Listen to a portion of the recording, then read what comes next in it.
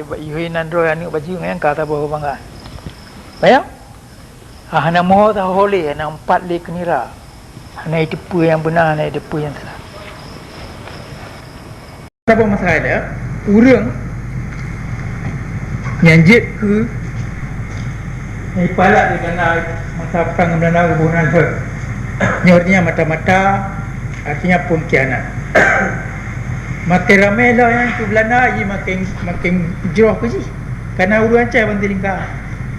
Yang kupaga je yang. Tapi orang mata Belanda, hai itu mai urang cai. Puh lagi nak bak ipu ga urang cai tem ke dah. Menyana urang tem, nah yang tem. Awak boleh belang.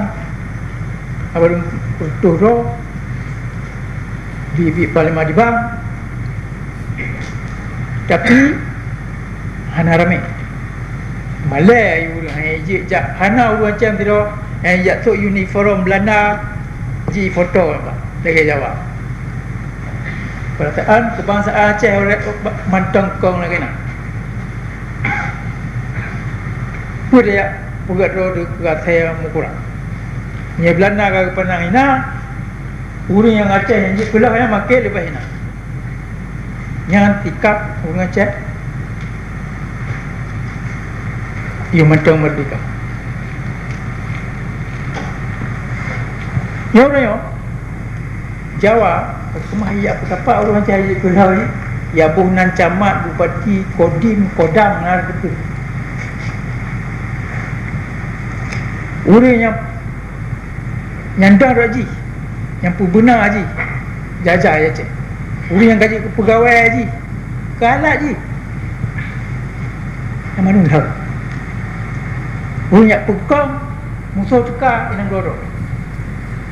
Ya? Nyo kata lonyu semikir. Nyo ya?